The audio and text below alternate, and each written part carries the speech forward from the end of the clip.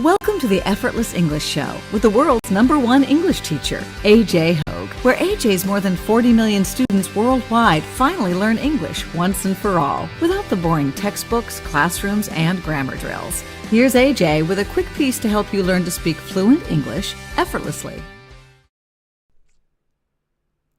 Hi, I'm AJ Hogue, the author of Effortless English. Learn to speak English like a native. My audiobook is free. That's right, free. Usually they are expensive. Mine is free for you. Go to effortlessenglish.com. Effortlessenglish.com.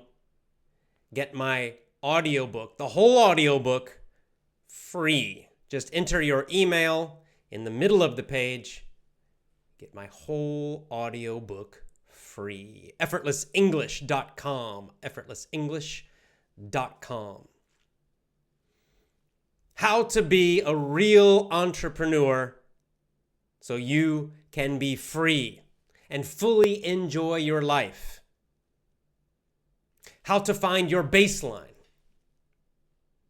Today's topic, Effortless English Business Club. A business club, an EE Business Club show today. We are live on Facebook this time. Broadcasting live on Facebook. So welcome to our live viewers on Facebook. Facebook viewers, please be patient. I will look at your comments and your questions later in the show. Later in the show, comments and questions from live Facebook viewers. For now, just be patient and listen. How to be a real entrepreneur or a real freelancer. Really be free. So you can be free, so you can enjoy your life more. There are a lot of people who dream about doing this. There are a lot of people who say they want to do this. There are many people who talk about doing this. So what's the difference between the talkers and the dreamers and the people who really do it? Well, we're continuing from last week's EE Business Club show, talking more about the baseline, your baseline. What is that? Well, basically, businesses have what is called overhead.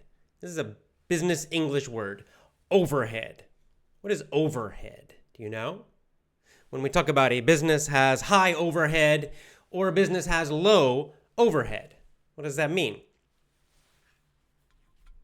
Well, overhead means fixed expenses. Fixed expenses. Fixed means you have to pay them every month. They're like regular expenses, things that the business must pay, every month or every week. But they're regular expenses. So for example, if a business has an office or a shop, a store, they probably pay rent. Rent is part of their overhead. That is a fixed expense, right? It's a regular expense. They must pay the rent every single month. It doesn't vary. It's every single month. If you have a web business, well, then you might have to pay for hosting your website. So that, again, is a fixed expense. It's overhead. Employees. The amount you pay to your employees, that is overhead, right? If your business requires employees, if you need the employees to run the business, that's overhead. It's like a necessary expense. Now, that might be a little different month to month, but it's usually around the same amount every single month. So overhead. This idea of overhead is very, very important for businesses because if you have higher overhead, it means you have high regular expenses. You have less flexibility as a business and you have more financial pressure, more money pressure, right?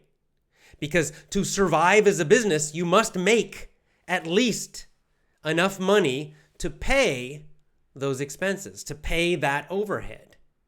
If your overhead is $1 per month, well, That's low pressure. You just have to make $1 per month and your business can survive. If your overhead is $1 million per month, that's a lot more pressure because now you have to get $1 million every month just to survive, That's before profit. So you can see the higher your overhead, the more pressure. Now, it doesn't mean it's bad. Some businesses naturally have more overhead. A restaurant usually will have more overhead than a website business, an e-commerce site, a basic, simple e-commerce site. Usually, right? Of course, it depends. Amazon.com probably has very high overhead because they're so big, but a small, simple website, the fixed costs, right? The overhead, the basic expenses of that business are low. Therefore, lower pressure, easier to survive month to month. Now, in your life, you have overhead. You can look at this idea in your own life. And generally for businesses, a very simple way to make more money in a business or to make your business survive or more survivable, stronger, or to make more of a profit, a very simple way to do that is to cut your overhead, cut your fixed expenses. Big companies do this all the time. When a big company starts to have problems, when they're having financial problems, the first thing they usually do, what? They cut expenses. It's the first thing they do, usually. Why? Because it's the simplest way to become financially stronger. They cut workers. Sometimes they sell part of their company. They cut as many expenses, fixed expenses, overhead as possible. And that very quickly can make their business more survivable, more profitable. This is also true for small businesses. A small business is struggling. Many times they can survive if they just cut their overhead, cut those fixed expenses. Well, guess what? In your own personal life, this is also true. It's usually easier to cut expenses than to suddenly make a lot of money. This month, you could cut your expenses a lot. In the next 90 days in your life, you could cut your expenses a lot, simply, very quickly. In the next 90 days, to make a lot more money is more difficult for most people. So this is why cutting expenses, getting down to your baseline, that basic level where you can still be happy financially, but the simplest life possible, is so powerful. See, the things you buy, you think you own them. You do own them in a way. But in some ways, the things you buy can own you. There's a nice quote from the movie Fight Club that says that. The things you own end up owning you. It actually comes originally from Henry David Thoreau. What does that mean? The things you own can own you. It means when you buy things, and especially when you buy things that you must pay for monthly, like a house or rent, a car, that now, in some ways, that thing owns you because now you're a slave. You have to work to pay for that thing every month. If you buy an expensive house, usually with a loan, you have to pay that loan every month. Do you own the house or does the house own you? Because now, every month, you have to work to pay that loan. So you're working to keep the house. In some ways, you're a slave to the house. In some ways, you are owned by the house, psychologically. Same can be true for a car. The same can be true for lots of things you buy with a credit card. Another way that things can own you is simply by fear. Maybe you buy something and no loan, you don't pay it every month, but you start to collect all these things. And then you start to be afraid of losing them. right? There's a little bit of fear in the back of your head of losing the things you have, or losing the life you have, or losing the nice apartment you have. And this fear starts to make you a little bit of a slave.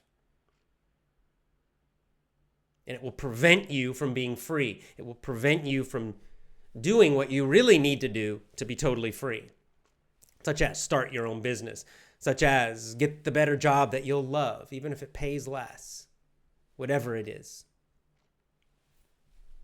So the very first step is to cut your overhead, your fixed expenses.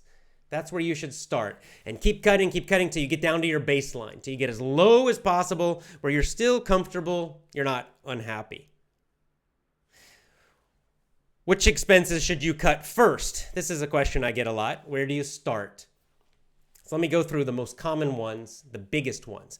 The first place is housing. This is the biggest one for most people, where you live. For most people, they pay the most money each month for their apartment or their house. That's the biggest expense, the biggest fixed expense for most people. Therefore, that is the first place to cut. The first and the easiest place to cut, it's the thing that will give you the biggest benefit. Cut your housing expenses. Now, this is also the one that most people don't want to do. This is the one that people kind of, I don't know, because people like their luxury and people like where they're living. And the idea of living in a smaller, cheaper place automatically makes people nervous, but this is important if you want to be free. This is an important step, and this is the number one place to cut first. You'll get the biggest cut, usually, by cutting your housing expenses. If you're living in a big, expensive house, paying a big loan every month, move to a place that's half the price. Sell that big house, buy something much smaller and cheaper. If you're in an apartment and you're paying a high rent every month, or even not paying a high rent every month, start looking around, find an apartment that's cheaper. Move to it. Move to a one-room apartment if you can, with the lowest rent possible that's still safe. So I'm not saying don't move to a terrible neighborhood with high crime. No. That's not the baseline. That's becoming unhappy, unsafe. I didn't do that. I don't recommend that. No. You still want a safe place. You want a place that's going to be basically clean. Of course, right? So we're not talking about being unhappy, not unsafe. No. But still, go as low as you can, as simple as you can, as cheap as you can, and still be safe and clean. Housing is the number one place for most people to cut. Now, in some places, such as America, usually number two is your car. Now, in big cities, this is not true. And in some countries, this is not true. But in, I'd say North America in general, at least Canada and the USA, it's car. Everybody's got cars. You really need a car. But a lot of people buy cars that are too expensive. You can just buy a cheap used car.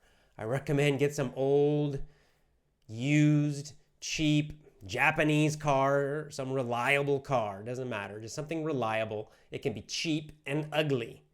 In fact, if it's ugly, even better, because you probably get a better deal. So often people are paying car payments. Every month they're paying for their car payment. That's crazy. Don't do that. Instead, sell that new car or trade it, whatever you need to do, and get the cheapest car you can that still works, right? Again, don't buy something that is going to break all the time. But you can I've always bought cheap, inexpensive Japanese cars that are very reliable, that are used 100,000 miles or more. And so I have never in my life had a car payment. I always pay cash. I just buy it. So that's the second place you can look. If you don't have a car, good for you. If you live in a city, maybe you can just use a train or walk or bicycle. Great. Next place to look, food. Food, especially eating out at restaurants. That can be expensive. So, if you love doing that, then still do it some, of course, but reduce it. Try to reduce it. Cut it down. Eat more at home. Eat more fresh, real food. It's more healthy, and you'll cut your expenses a lot. Clothing is another one for some people. I never had this problem, but some people do like to buy clothing. Again, no need to go buy expensive clothing. Don't do it. You can buy secondhand clothing that looks good, that's perfectly fine, and that is very, very, very, very cheap. I recommend doing that. Also, tech, gadgets. You can, buy the old versions of things. Buy an older, used version of a laptop, of a computer, of a camera, of a phone, whatever. You don't need the newest Apple phone, right? So these are all areas. And then finally, the area, we can call them knickknacks or luxuries, things you don't really need. You can look at your expenses and look at things, well, do I really need to buy that? Sometimes we just buy things and we don't need them at all. So it's another area you can cut. Why do you want to do this? Because here's the deal. Real entrepreneurs and also freelancers, there are real ones and then there are talkers. Okay, there are the doers, the ones that really succeed, that really do it. And then there are the ones who just talk, and never really do it. And the real ones, they're lean. Lean means very thin. Now, of course, we can talk about some person being lean, like they're thin and healthy. But we also talk about companies being lean. You can be lean financially. And again, what that means is, again, it means you have low overhead. A financially lean person or company has low expenses. Their costs are very, very, very, very low. They need very little money to survive. So to be a successful entrepreneur, especially a small entrepreneur, you want to be lean. Your expenses should be very low. When you're lean, you can be fast. You can make quick decisions. You don't need a lot of employees. You don't need a huge amount of money coming in. So you can take chances. You can just try lots of things. You're more fearless financially. You become financially fearless. This is the power of cutting your overhead personally and also with your business. It makes you financially fearless. So you'll take action faster. You'll try more things. This is how you learn. This is how you succeed. See, there are a lot of posers, what I call posers. I used to live in San Francisco. And San Francisco is, is part of the Silicon Valley area. I mean, technically, it's north of Silicon Valley, but it's part of the Silicon Valley economy. And on one hand, there are a lot of cool companies, startups and things happening in Silicon Valley and San Francisco. On the other hand, San Francisco is full of what I call posers. A poser is someone who pretenders. They're pretending to be entrepreneurs, but they're fake. Okay, for every one real entrepreneur in San Francisco, there are probably 10 posers, 10 fakes who will never start their business or who will start and crash very quickly. How can you tell? I've noticed a pattern between the real and the fakes. The fakes, usually they want the nicest office, right? They want to immediately, right when they begin, they want to start renting a very nice, expensive office. And they want to immediately have the nice, expensive furniture in their office. High overhead, right? Immediately, they're starting with high expenses. They buy expensive clothes, fashionable clothes to look good. They buy the most expensive computers and technology. They spend large amounts of money on their website right at the beginning. Another thing I've noticed, they have big business plans. They love to talk about their big business plan, and they're writing their business plan, and it's many pages. That's a good sign that probably they're fake. Not always, if someone's doing a very large startup, millions of dollars, and they have experience, maybe they do some of things. But for most of the small entrepreneurs, just one or two or three people, a big business plan is usually a sign that they're fake. Another huge sign that they're fake, that they're posers, that they're pretenders, or they're waiting for investors. They're always talking about investors. They're going to have their big business plan so they can get investors. And I just need to get investors. And when I get investors, I'm going to start. And we're looking for investments.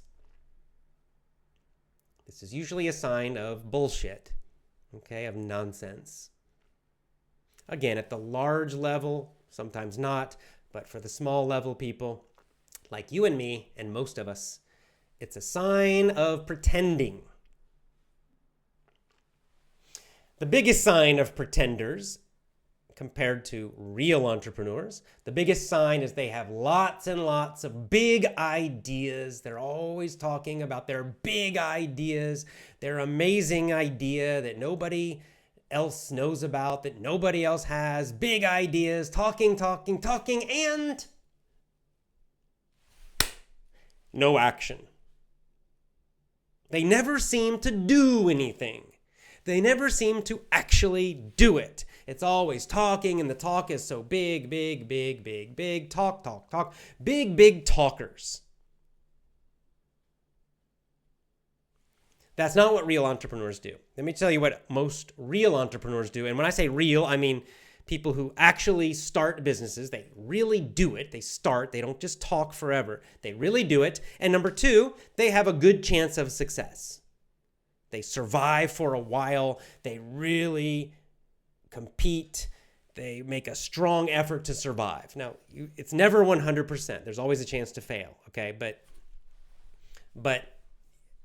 the talkers never even, get in the game, really.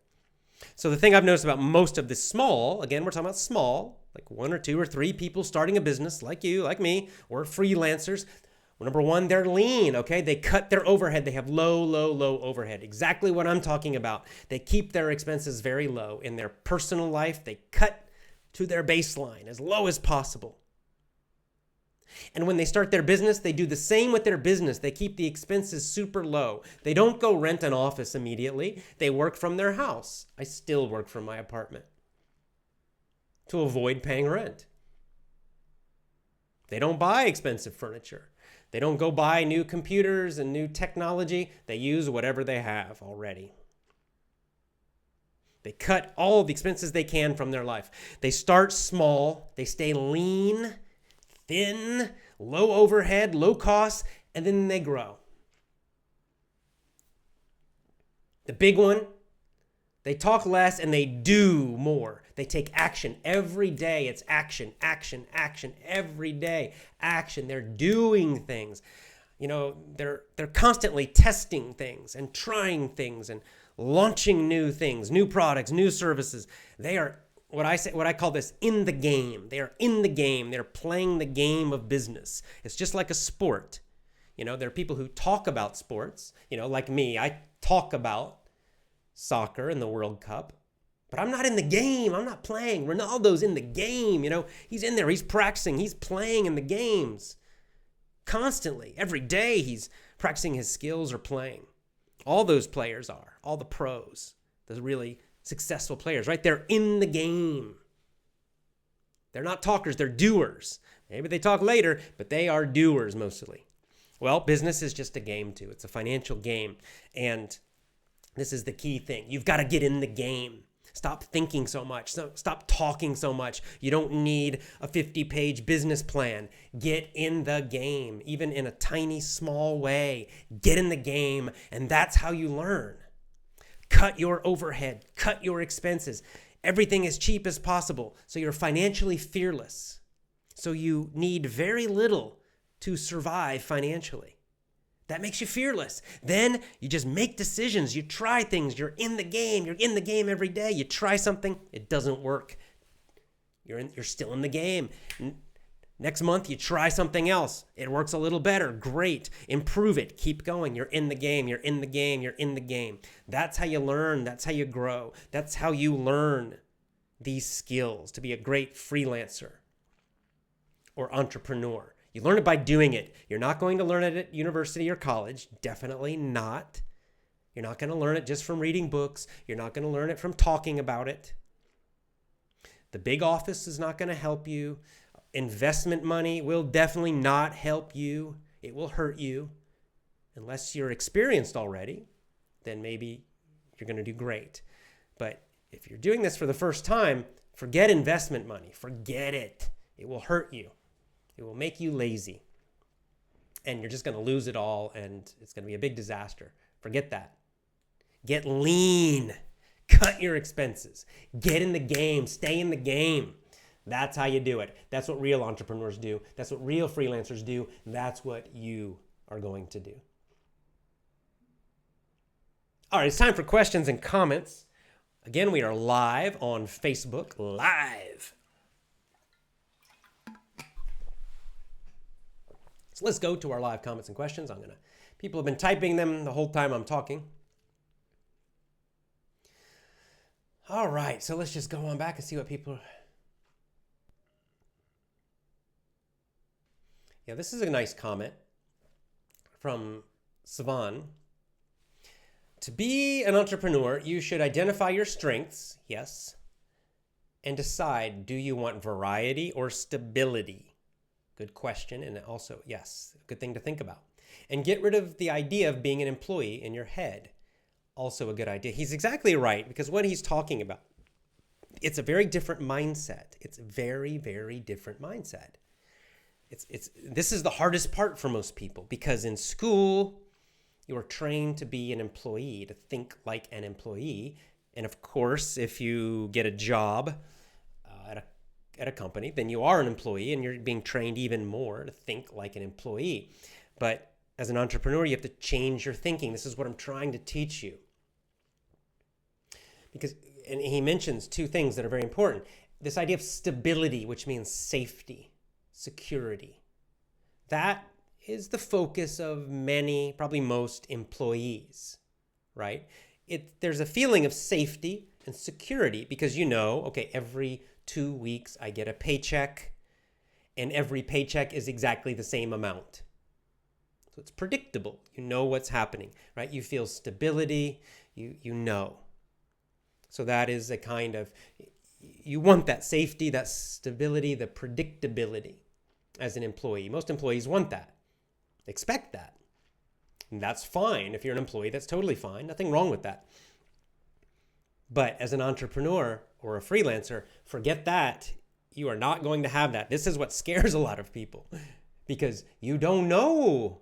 Every 2 weeks, your income can be different. Every month. 1 month, you might make a huge amount of money, and the next month, it might drop, and you might make much less. And then the next one, somewhere in the middle. And it can go up and down. Now, usually, after some time, your business becomes more stable and more predictable. So you have a better idea of your income. But especially in the beginning, when you first start, it can change quite a lot of variety, which can be a little scary for people who are used to a paycheck. Again, this is why I tell you, you must cut your overhead, cut your expenses as low as possible, down to that baseline. This is another reason it's so important, because it will give you a little more of a feeling of security when you start that business or freelancing. Because if your expenses are high and then suddenly 1 month your income drops from your business because whatever, who knows what, many different reasons this can happen, then you're going to be super stressed. Oh my God, my income's less than my expenses now. Oh, that's when you start really getting scared.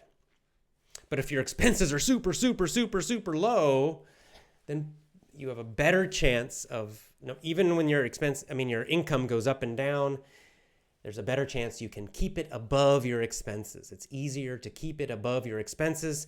This gives you a feeling of safety. It gives you time to survive. In the beginning, mostly what you need as an entrepreneur is time to survive. It's about survival. It's not about getting rich in the beginning. It's about just surviving. Different statistics, but basically most businesses fail in the first year. So surviving that first year or the first 2 years It's very important. And to survive, if your expenses are super, super, super low, personally and with your business, you have a much better chance to survive. Why is the survival so difficult for new businesses? Well, it's because that's the time when you're learning, right? You jump in, you think you've tried to learn, but you really don't know until you're in the game. As I said, reading about it is much different than doing it. It's when you start doing it, when you're in that game, that's when you really start to learn. And so those first 12 months, you're making a lot of mistakes, possibly very big mistakes, or you're trying a lot of things that are not working. And therefore, you need time to learn. You're learning quickly, hopefully, but still, you may be, barely surviving for a while. And if your expenses are high and you have expensive office rent and you're paying for expensive equipment, then you have a very hard, I'd say a very low chance to survive the first year. If your expenses are super, super low, you have very low overhead in your life, you have a much better chance to learn and survive the learning. And then after that, you can start growing and really going forward, and then you can think about being rich. But survive first.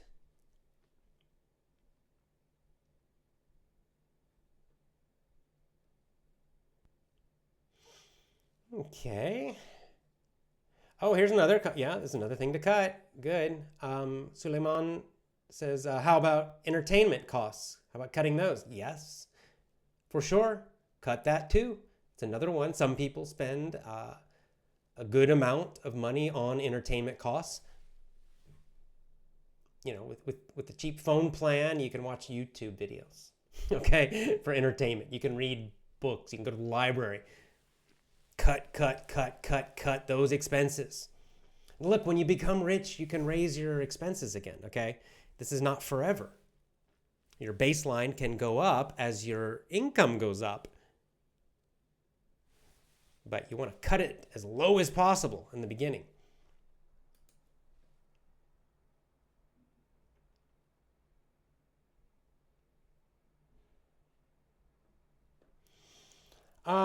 Well, this may be true, and a lot of stuff says, on the other hand, very, very cheap cars are of low quality. Not in America. I don't know about Russia or Ukraine or where you are, but in the United States, you can find quite cheap cars that are still very reliable. 100,000, 120,000 miles.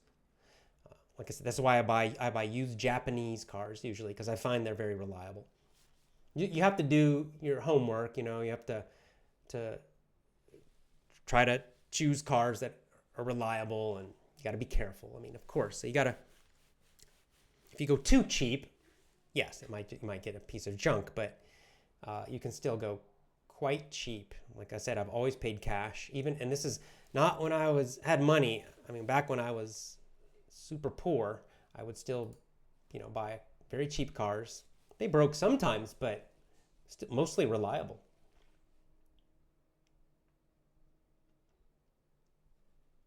This is a good comment. I want to talk about this one.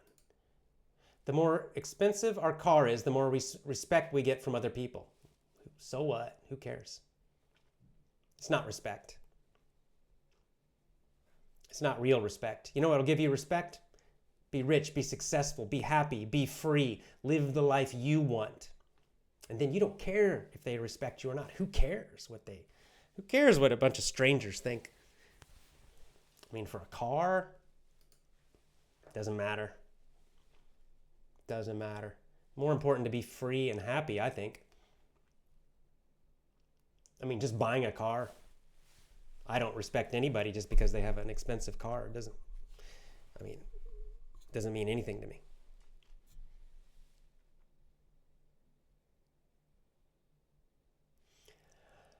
You look cool today, so you can't deny it. Interesting. Okay, Andre says, I love the idea, don't be a slave for the house. Yes. Thoreau, again, my favorite American writer, he talks about, how he felt. He's writing back, 150 years ago, Thoreau. And he talked about at that time seeing these huge houses and then just a few people living in some giant house. And he said they looked like little rats living in a large house.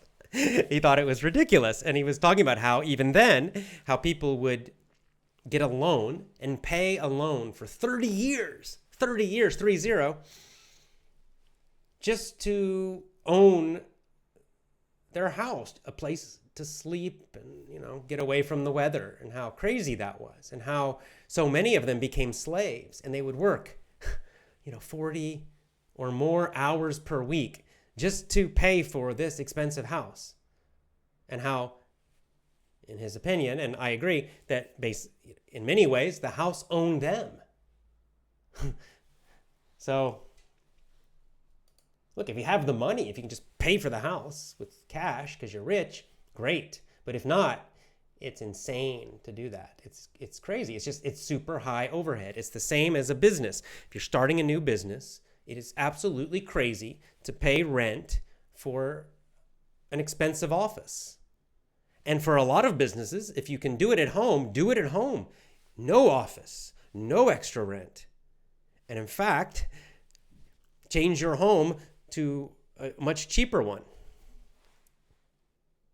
When I started Effortless English, it was one bedroom, not a one bedroom, a one room apartment, a studio, one room, no bathroom. We had no bathroom in our apartment. I had to walk down the hall. It was a shared bathroom. That's about the cheapest apartment we could find in San Francisco. San Francisco is a very expensive city, and yet we found very cheap rent right downtown. It was tiny place. It was cheap. Okay, but because of that, I could start Effortless English with very, very, very low expenses. And because of that, I did not need a huge income to pay for my expenses. And because of that, quite quickly, I was financially free. I could quit my job after only 6 months. I started the business. 6 months later, I quit my job and never worked again for someone else. Now, part of it is because the business did grow quickly, but the other reason is that my expenses were super low. So I was fearless about quitting my job because I thought, well, my expenses are so low. I'm not afraid. If instead, if I had had a very expensive apartment or a more expensive apartment and much higher expenses, probably I would have been afraid to quit my job so early. And I would, therefore, I would have grown the business more slowly. So, very important, very, very important.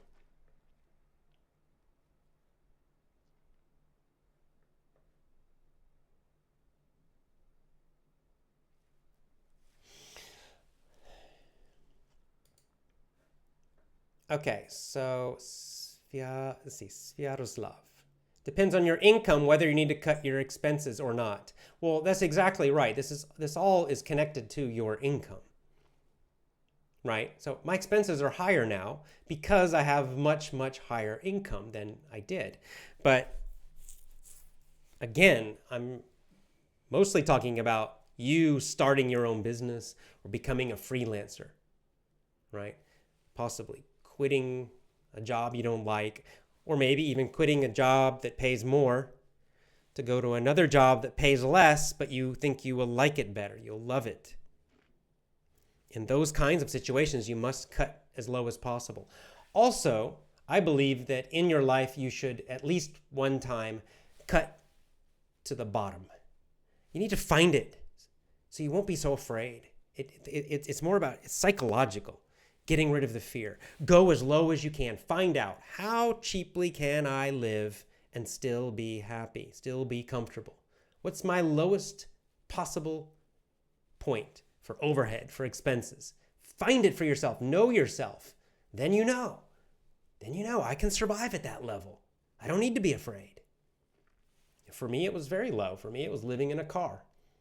For you, it might be something else, but you should find it.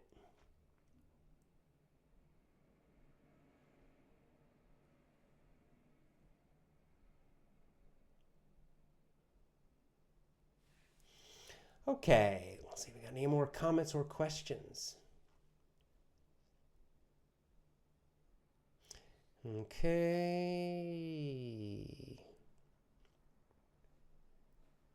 Okay, let me read this one. Mustafa says, can we do a startup with just things that we are passionate about and love? Because there's so many other things that might be successful, but at the same time, we don't have passion about it. Yes. Yes. In fact, I recommend it. I recommend to do a business about something you're passionate about, that you love, that you will enjoy doing. Otherwise, why do it? That's my opinion. Now, some people will tell you, look for the opportunity, look for the money. Maybe those are people with more of an investor mindset, I think. But in my opinion, it's like you're going to be working many hours on a business that you start, or as a freelancer too. Okay, it's a lot of hours. You're going to be using a lot of energy, putting your enthusiasm, your energy, your passion, and many hours of your life into this business. If you don't like it, if you don't really care about it, you're not going to be very happy, even if you make a lot of money. So I think absolutely you should do something that is enjoyable to you. It doesn't have to be your number one thing in life, but you should at least enjoy it. I mean, for me, that's one of the main reasons to do it. I mean, if not, just work a job. I mean, why leave a job and then start a business that you're not really excited about and you're not really going to enjoy? That seems to me like it's not much better than just working a job that is kind of boring. So yeah, I think so. And the other thing about this is that it's Keith Cunningham, actually. Keith Cunningham's a great guy. He actually taught Robert Kiyosaki. He influenced Robert Kiyosaki, the author of Rich Dad, Poor Dad, our book club this month, or this time. Keith Cunningham is a business teacher, and he makes a very good point. It's not really about finding the one area, the one perfect area, right, to make money. He makes the point that in almost any area of business, you can look at any area of business, and someone is rich because of that. Someone is rich making these little plastic covers for cameras. Somebody started a company and they make stuff like this, and they're rich because of that. Many people are rich teaching exercise and fitness. People are rich doing almost anything. I mean, people create companies for thousands and thousands and thousands of different things. It's not so much about finding that one perfect thing. It's about doing whatever you do very, very well, about finding and serving your customers really well. And you do that better, I think, when you are passionate and excited about what you're doing.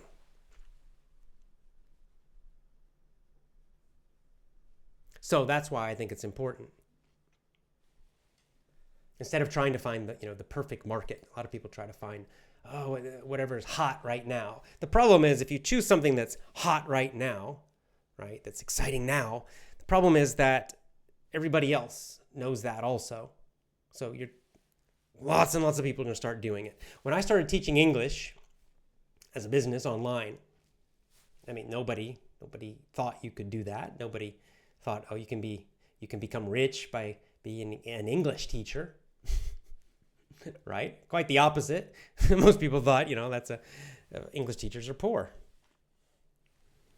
So I didn't start it because I thought, this is the perfect market to be rich. No, I started because I was doing it at that time. It was my career. I was excited about it. I had some interesting and creative ideas about how to do it, and I wanted to do it. So I started my business doing that, and then it ended up doing well. And now you'll see on YouTube and online, there are a lot more people doing it. But when I started, very, very, very, very few. No, in fact, I hardly know of anybody. No, almost nobody was doing it at that time. It was like 12 years ago. So yeah, just look to your own life. As I said before, one good area of look to what you're passionate about, and also look for problems. Like I said, look for problems that you want to solve. Like, what problem do I solve? I solve your problem of speaking English. I like communicating. I like my own language of English. I like teaching English and coaching people about English. I like motivating people. And I found that I could help English learners solve their problem of fluency, their problem of feeling nervous and embarrassed, right? Solving a problem. You can do that too. Look for problems to solve. People will pay you to solve some problem in their life.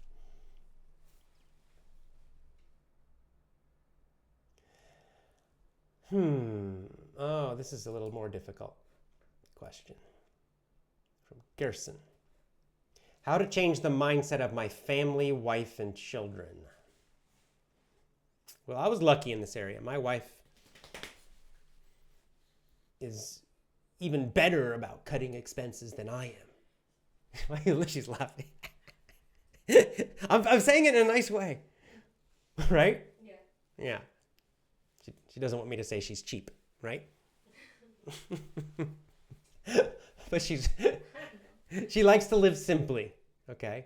She very much likes to live simply. She was fine when we first got married. We lived in that tiny one-room apartment, with a shared bath. She never complained about it. So in that sense, I was lucky. So, I'll tell you my honest answer. My honest answer is just do it. Be the leader. Explain to them the reason for it. That, look, we need to sacrifice now. It's going to be tough now, but this will give us all a better life in the future. And this is what I want and need to do. So, sell them on the benefits of the future, but also, be honest with them about that we need to be tougher. It's going to be a little tougher in the beginning. It's also a really great way to train your kids not to be spoiled, right? So you may have to do it in steps. You may have to gradually do this with your family, step by step by step. But, you just have to take the lead and be strong about it. And, just keep repeating again and again why you're doing it, the reasons you're doing it, and why it's important. And, hey, your kids, in the end, you're the boss, okay? With your wife, you have to discuss it and negotiate more. But with your kids, ultimately, you're the boss. Be the boss. That's my best answer. They may not like it for a while, but they'll get over it. They'll survive.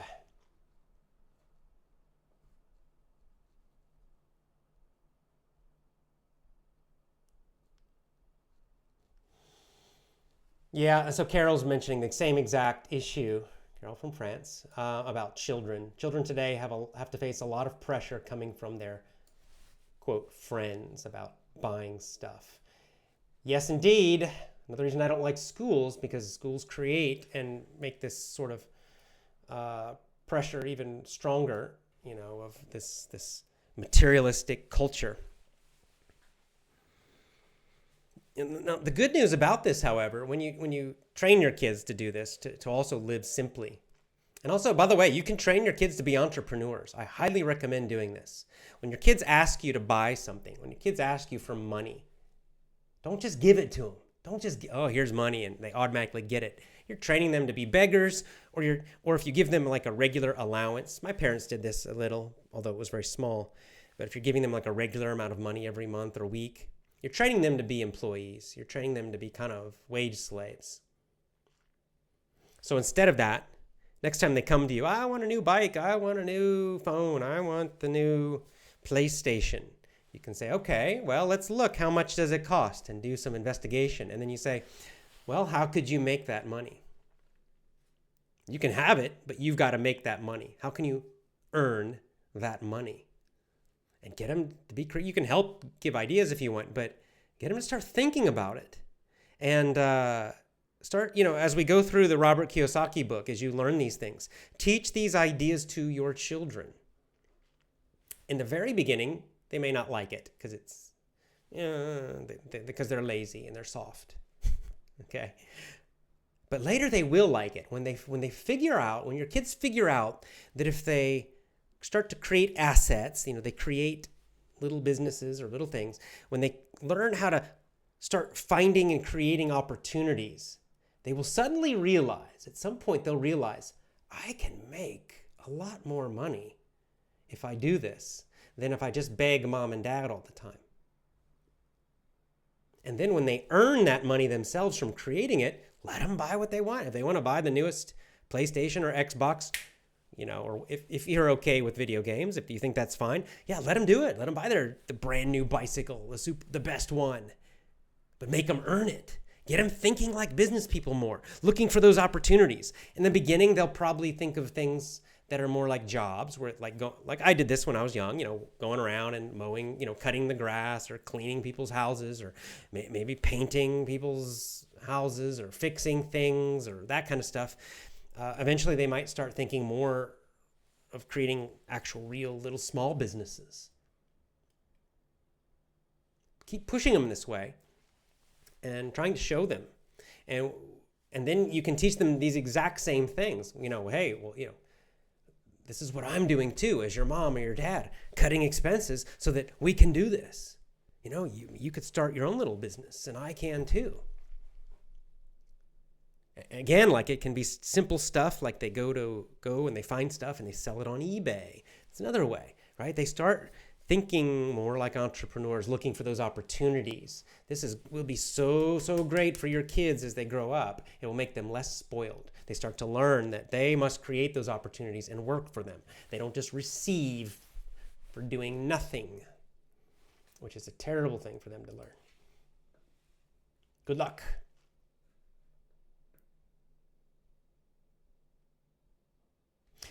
Okay. Related to this. Emmanuel, man, you always have the great questions in the comments. Okay, my dear, hope you can answer that question. My cousin is 14 years old, and he's a well-read person. He likes to read topics of business and online marketing. Man, he sounds great. Do you recommend him starting early? Yes. Unleash his power. Or is there a risk to fail? There's always a risk to fail. Because a friend of mine, he does online marketing and sometimes he loses money. Aha, I see. Yes, there's a risk to fail. So you have to, help him. So you have to be careful, right? You have to be careful. How do you lose money online? Well, it's through these expenses. This is why I'm saying cut the overhead. Keep those fixed expenses super low, because then the risk is very low. If your expenses are $10 per month, then the worst, you lose $10 per month. If you make no money, and then you have to pay $10 a month to survive, you lost $10 that month.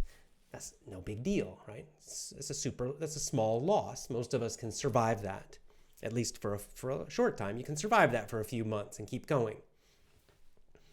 If you start spending, $5,000 per month, now it's very dangerous.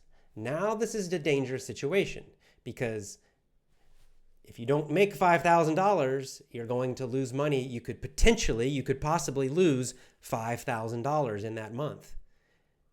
It's very hard to survive a long time if you're losing that much money, right? So this is another reason so in a situation like this, 14-year-old cousin, fantastic. He's interested in being an entrepreneur. Yeah, get him started doing something, but tiny, small, cheap things. Don't start him with some expensive business that costs a lot. Get him doing little things. Remember my example when I was a kid in high school? I was selling gum.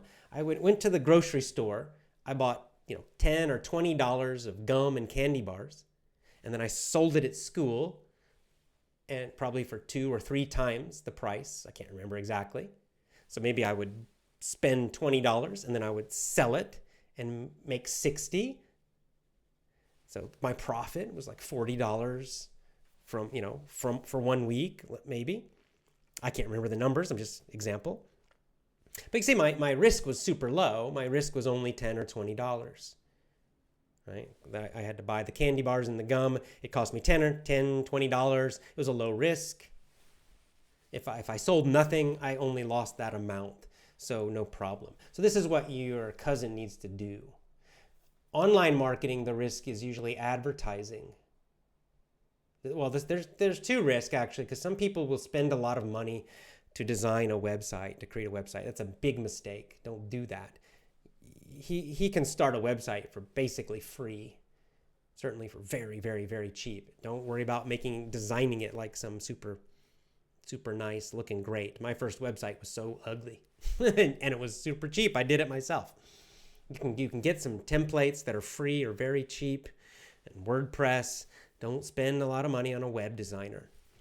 And the same thing is true for, taking orders and whatever he does. You can find very, very cheap or free services to do this in the beginning so that the cost can stay very low. The other way people lose money with online businesses is advertising. They spend a lot on advertising. You can lose a huge amount of money advertising on Google. So be careful. I would say in the beginning, especially he's 14, he doesn't need to he's not like he has to pay rent. He's a kid. There's no pressure for him to make a lot of money. I'd recommend he should just do free marketing with social media. He should learn how to do a lot of free social media marketing first. So again, there's no cost. It's just time. Very, very, very low risk. There's a lot your cousin could do at age 14 that would be super cheap and therefore super low risk. And he would be learning so much. This little guy might be a millionaire when he's 17, Who knows? So, yeah, but my recommendation is, encourage him, but just keep the expenses controlled. Don't let him start spending lots of money. It's better discipline. He'll learn better too. It's much better discipline to keep the expenses low. Then he really has to become creative. He'll learn more about business that way. And this is true for adults too. You learn more when you keep your expenses low. You learn how to solve problems more creatively because you can't just spend money.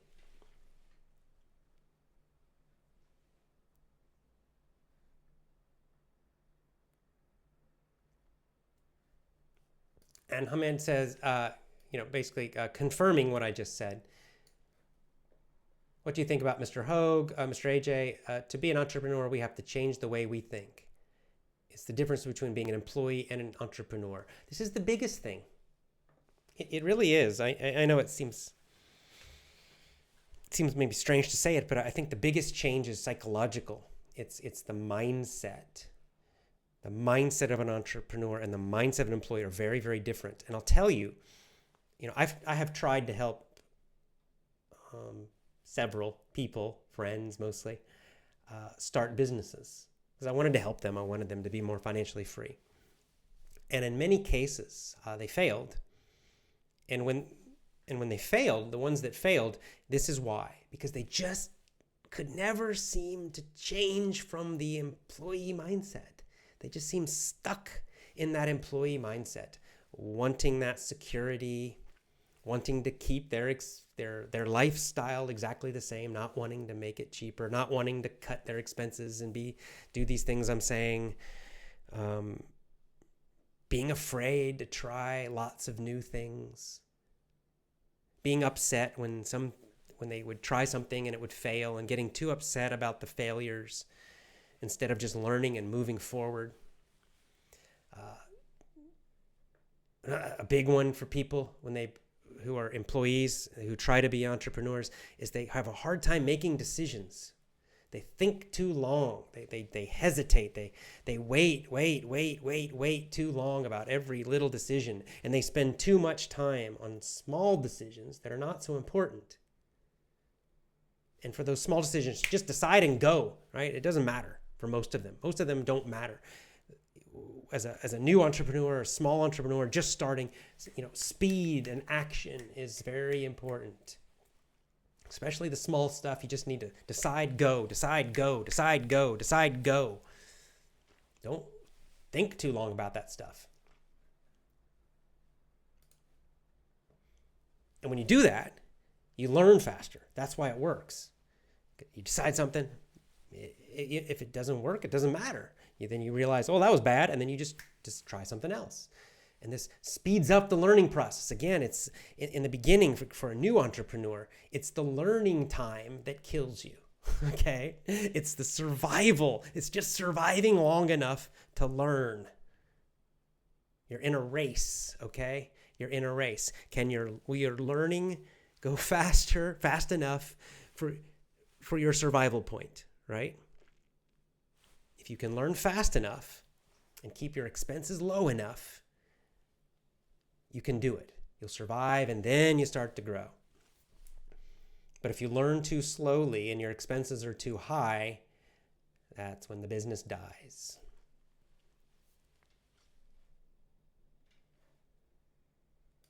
Here's a question. Swan. Dear AJ, do you think to own a business you need a lot of money? No. To own a great and good business, is money the key? No. Just as I was saying about Manuel's 14-year-old cousin, not at all. The opposite. I'd say the opposite. Now, again, unfortunately, when people think about starting a business, we always think in the news, the people who get the publicity, it's the big ones. Uber, millions and millions of dollars of investment pouring into the company. And this is the example we read about. Facebook way back when, Snapchat, right? This is the Silicon Valley approach to entrepreneurs, and it's a bad approach. You can read many, many, many books about business that will talk about how this is really a terrible way to do business. It's a lot of gambling. Most of those businesses die and crash. And people who build tech companies like that, they're completely depend on investors. They depend on people pouring investment money into their business for years and years until they finally make money and they sell to a big company. That's what most of those Silicon Valley companies do. That's the dream of most of these people in San Francisco. But it's a dream that happens only for a very few people. And for most people, that's a very, very bad way to do business. I don't think it's sustainable. I think we're going to see a tech crash eventually in the next few years, because I think there's a lot of bad money pouring into these companies and they're going to crash. I think they're going to see another tech bubble pop and crash. Now, for small solopreneurs, people like 1 person, 2, 3 people starting some small business, you're probably not going to, especially if you're doing it for the first time, probably you are not going to get investors, okay? Probably nobody's going to give you any money at all. So, Swan, no, you're not going to get a lot of money. You're probably going to be starting with a few $100s, maybe from your credit card, maybe from your savings account. That's all. A little extra money you got. And you're going to have to try to build a business from that. If you're lucky, you might be able to pull in a little more. Maybe you've been saving more. Maybe you have a job that pays more. You cut your expenses low. You got some extra stuff. Maybe you can afford to open something like a restaurant or something, which is more expensive.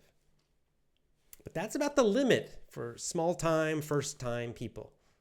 I think that's actually good. As a first-time entrepreneur, you probably don't want to try to build some big company with 30 employees that's very complicated. Learn first from something small. And maybe, like me, you decide you never want the big company because it's not worth it. For me, it's not worth it. So no, I think actually quite the opposite. I think there's a big benefit to starting a business with very, very, very little money. But to do that, that means you have to go down to your baseline. You have to cut your expenses down to the lowest possible, your overhead down to the lowest possible. You've got to learn how to survive on very little. You have to be very creative solving problems. You have to be very creative with marketing and sales and all of these things. It's not easy, but I'll tell you this, it will teach you so much. You'll learn so much. Even if the business fails, you will learn so much, and the next time you do it, you're much more likely to succeed. See, the problem is when people get too much money to start a business, when they start a business with too much money, they learn a lot of bad habits. They become spoiled, a little lazy, kind of like the kids we're talking about. And what happens is a problem comes up and they just spend a bunch of money. And they get used to spending money. And the expenses go up, the overhead goes up. Guess what happens? 1 month, the income drops a little bit. Now they're losing money. Now they start panicking, and then very quickly the company dies. Their overhead's too much. They hired too many people. They have expensive rent. Their expenses are too high. And if their income drops for just a few months, goodbye, it's dead. They're gone.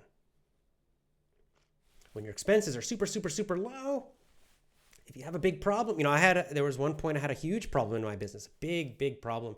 My income dropped, but luckily my expenses were super low. We survived. It lasted about, maybe a year.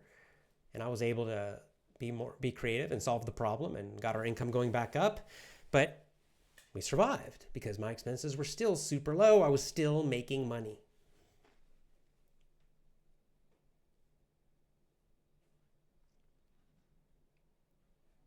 And okay, so Saif, I'm going to answer your question because basically this is what I'm talking about. How to start a business without being afraid of losing money if you fail. This is how. Keep your expenses low. Lower risk.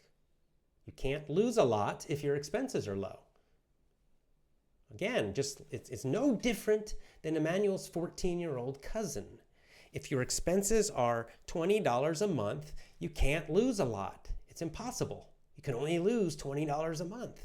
Most people can survive that. If your expenses are $5,000 a month, now you're in danger. It's more dangerous. It's not wrong necessarily, but it is certainly more risky, right? Because now you could possibly lose $5,000 in a month if you get no income, no sales, right? Because your overhead, your expenses are much higher. So this is what I'm telling you. I think for most new people, they're afraid of losing a lot of money, which is a good fear. So you keep the expenses super, super low. You start a business. Your first business should be something cheap.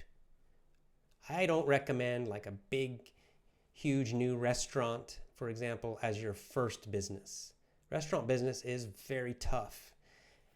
And you should really know what you're doing before you spend a lot of money.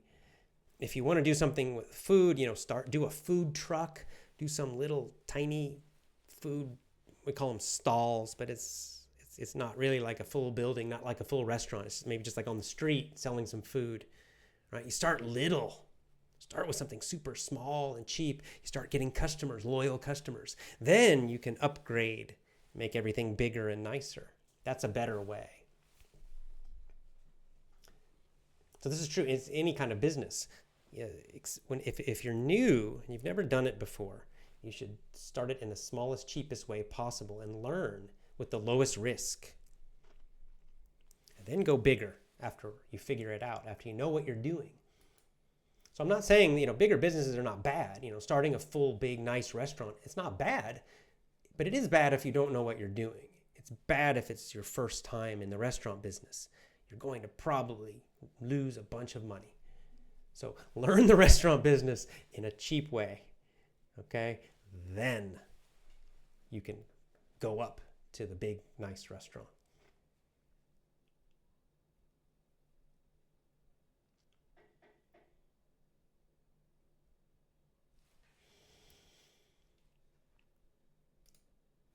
Amar says, I understand from you, if you're trying to satisfy your family by buying them what they want, you're enslaved by them. In some ways, yeah, I think you're also enslaving them because just giving them lots of stuff, I don't think that's what families want and need most. It's more about love and connection and support. And with your children, it's about, teaching them, guiding them to grow up to be happy, free adults. And being spoiled, giving them everything they want all the time, will not make them happy, free adults. It will make them spoiled and lazy and soft and weak. So I know it feels good. At the time, they're so happy. Thank you. You're giving them all this nice stuff, everything they want, you give them. It feels good. They're happy for a short time. But you'll notice that kids who are too spoiled, in general, they're not happy kids, right? Because they become unhappy very fast. If you say no one time, if they don't get what they want, immediately they start crying and screaming, and they're actually, in general, not very happy. They can't handle any difficulty. They can't handle a challenge. They can't handle not getting something. So by spoiling them, you make them weak, you make them into little brats, okay? You make them into kind of people that are not likable. Nobody likes to be around somebody who's spoiled and screaming and gimme, gimme, gimme, I want all the time. They don't appreciate, they're not grateful. Not good. Not good. You got to think long term. And if your child learns to just be happy with simple things, they'll be a much happier person in life.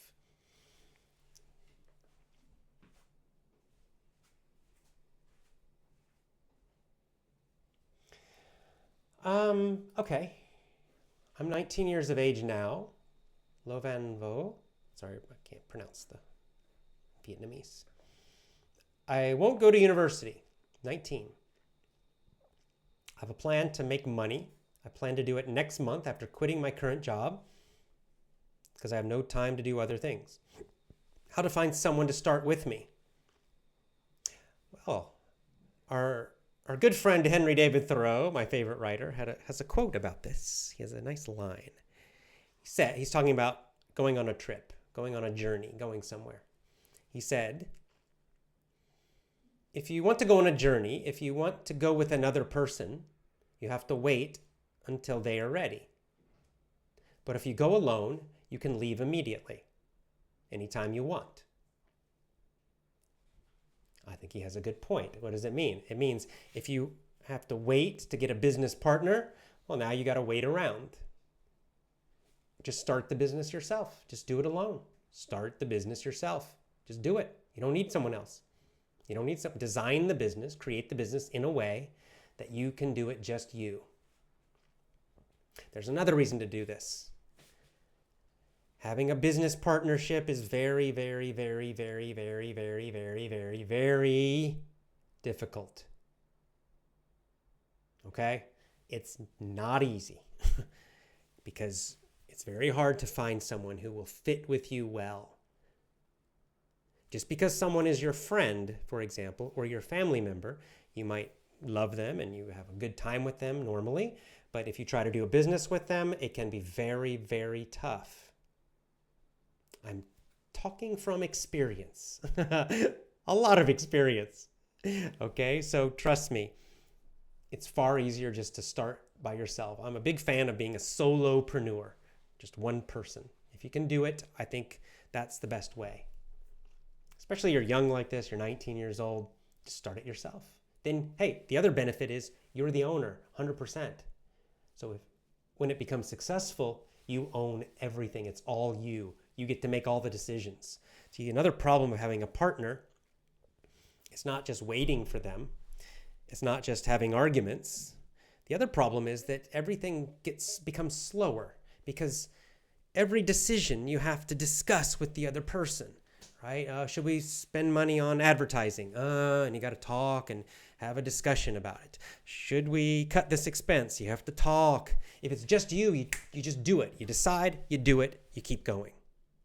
You're much, much faster alone. I recommend at your age, if you're starting with very low amount of money, you're very young, I would say just do it yourself.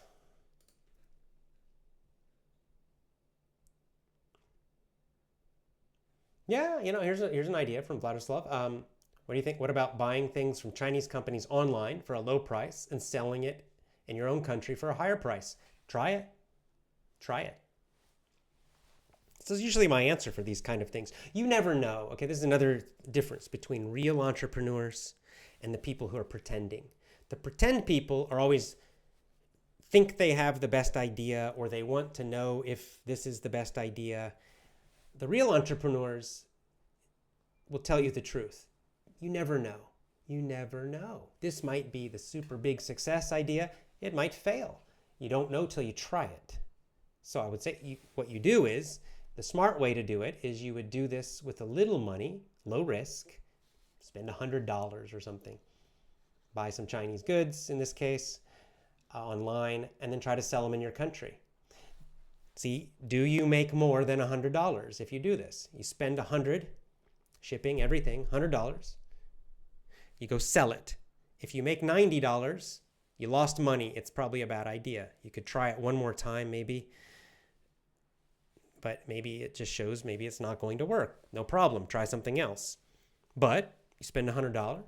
You sell it. You make $300. Ooh, this might be something good. Next time, you made $300, which means your profit was $200. So now you have $200 of profit. Buy $200 of Chinese goods next time. Resell those. Do you still double your money or triple your money? If yes, then you just keep going. Bigger, bigger, bigger, bigger, bigger. That's how you grow a business from a small amount with low risk. So my answer to you is I don't really know, but it sounds like an idea worth trying.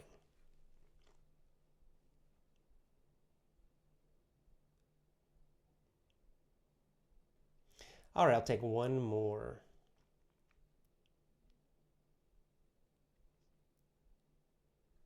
All right, this is a nice, interesting one because this is someone who's doing it.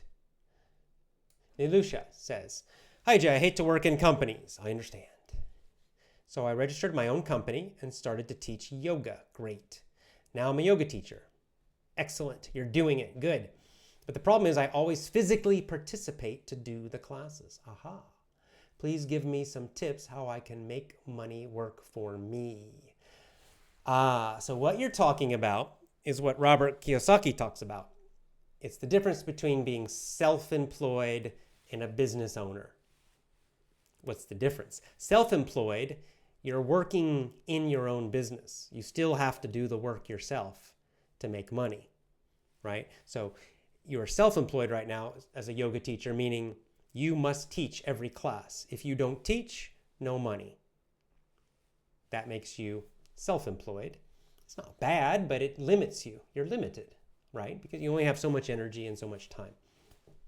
And it sounds like you're wanting to grow maybe, and maybe you're just tired of doing every single class yourself. And so this is where you must change to become a business owner. Now, for something like yoga teaching, you have a couple possibilities. One would be to hire and train other teachers who would work for you as employees, or maybe just as freelancers. Maybe there's different ways you could pay them a paycheck. That's more risky. What you could better do is you could pay them a percentage of the class payment, right? The class fee. I don't know. Maybe you got 10 people in a class. Let's say you're making $100 per class. So it's like you give them a commission, right? A percentage. So you hire somebody and you say, okay, I'll pay you, you'll get 40% or 50% or whatever. You have to figure out the numbers. But you pay them a percentage of the income from the whole class. Let's say 50%. They would get $50 and you'd get 50. It might be lower because you have to pay the rent, right? You have expenses. You have to pay rent. You have to pay for the marketing to get the customers. So, really you're taking a bigger risk than the person you hire. For them, it's easy. They just come, they have a class that you've given them already. They don't have to worry about any of the expenses or any of the business. So I would say you probably pay them less than 50%. Let's say you pay them 40%. So they teach a class. That one class makes $100. You pay your freelance teacher $40. You keep $60. From your $60, you have to pay the expenses. So you have to pay for the rent of the building or whatever. But if you do it well, you'll make some money. You'll make some profit. But you don't have to teach it. Now you're becoming a business owner. You're creating a business system that does not need you to do every little part, right? So you're going from self-employed over to being a business owner. It's another important change of mindset. To start thinking as a business owner, you got to think of systems. Creating systems that work without you. Another possibility, I'm just thinking of random ideas here. Another thing you could do would be to reach more people with your teaching. You could maybe teach yoga online. So instead of being limited by a room size, if you're limited by the room, maybe you can only, in one class, teach 20 people, let's say. But if you did some kind of online yoga teaching, you could possibly teach thousands of people from one class. Another thing you could do, you could record, there's some quite famous yoga teachers who made DVDs, who made videos. So and then they sell those. It's like a course. I have one, Rodney Yee. You probably know him. There's several others. You could do that too. Now you do your course or your classes one time, filming them. And then after that, you can sell them and you don't have to keep doing them every time. You can start reaching and helping, again, possibly thousands and thousands and thousands of people. So this is also thinking like a business person. So this is how you do it. This is how you go from self-employed, where you're doing everything yourself, to creating a business system that makes money for you even when you're not working, even when you're not directly doing everything.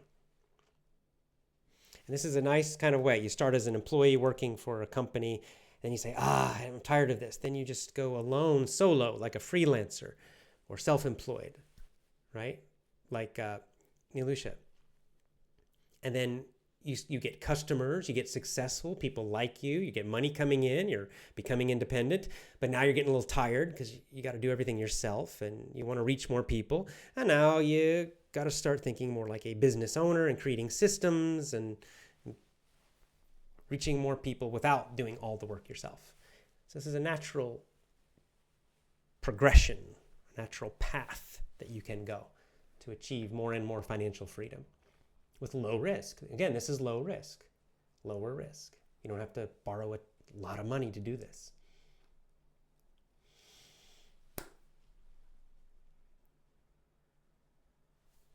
All right, I think that's it. All right, well, thank you very much. I appreciate it. Now I will be on the audio podcast again tomorrow and another video show as well. So get my audiobook for free, my free audiobook at effortlessenglish.com. Effortlessenglish.com. Enter your email at effortlessenglish.com and get my audiobook for free. Thank you so much. A lot of great comments, a lot of great questions. Very interesting. Hope you enjoyed it. I'll see you next time. Effortlessenglish.com. Get my free audiobook. Bye for now.